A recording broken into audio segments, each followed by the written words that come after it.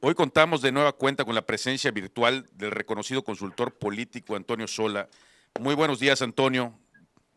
Hola Rodrigo, muy buenos días, qué gusto saludarte a ti y a toda tu audiencia. Bueno, pues ya sabes, bienvenido como siempre a esta que es tu casa, Antonio. Oye, Antonio, el pasado 18 de octubre se celebraron en los estados mexicanos de Hidalgo y Coahuila procesos electorales para renovar, en el caso de Hidalgo, ayuntamientos y en el caso de Coahuila, su congreso local. En ambos lados, pues hubo, la sorpresa fue que gana el PRI, digamos, regresa el PRI y pierde Morena muchos estados y el PAN, pues también los pierde, aunque nunca los había tenido, nunca había estado él fuerte en esos estados. ¿Qué opinión te merece?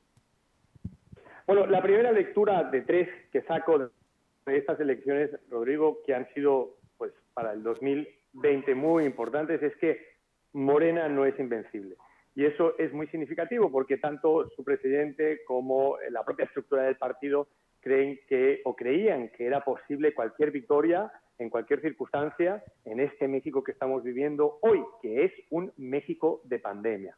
En segundo lugar, y que tiene que ver con el COVID y con la pandemia, es que claramente estando en un fin de ciclo político en donde las campañas electorales ya estaban tomando rumbos totalmente distintos, nos vuelven al origen de la dinámica de estructuras y movilización territorial de hace unas décadas en donde el PRI era muy fuerte. Para que, digamos, los que nos están escuchando entiendan estos términos quizá que son muy político-electorales, movilización y estructura del día de la elección significa que tú como partido puedas ir a por los votantes, sacarlos de su casa y llevarlos a votar por la vía que sea. Bueno, en eso el PRI es un partido que aprendió durante décadas, lo hizo muy bien, y parece que esta pandemia, dado que mucha gente no está saliendo a votar, favorece este tipo de sistemas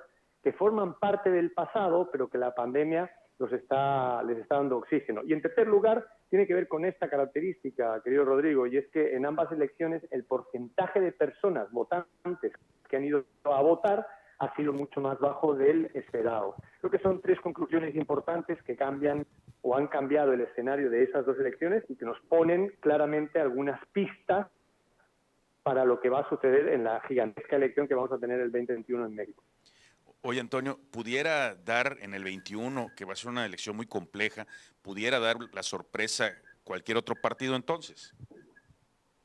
Sí, desde luego. Mira, hoy las elecciones es mucho más fácil perderlas que ganarlas. Si no, que se lo pregunten a Donald Trump, que está a punto de perderlas después de un solo periodo de mandato en Estados Unidos frente al candidato demócrata Biden.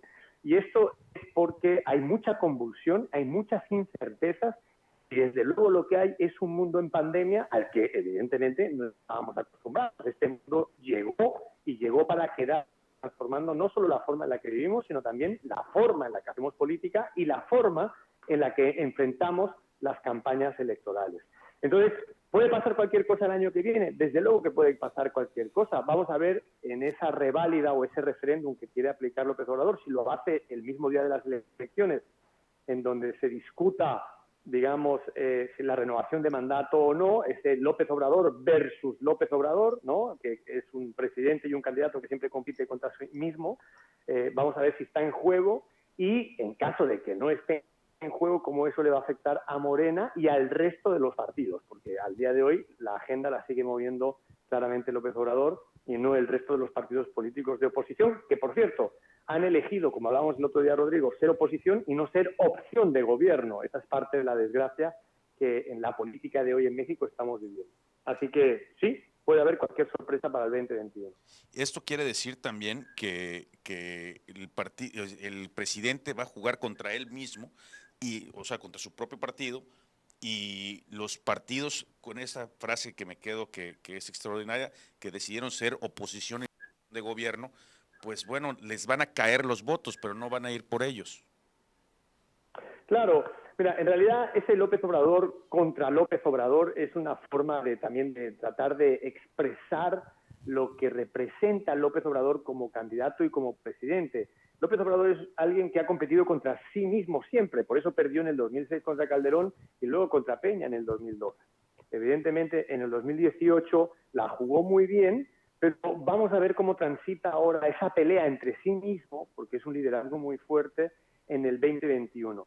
Y eso me lleva a lo que tú también señalabas de opción de la oposición, ser oposición nada más o ser opción también.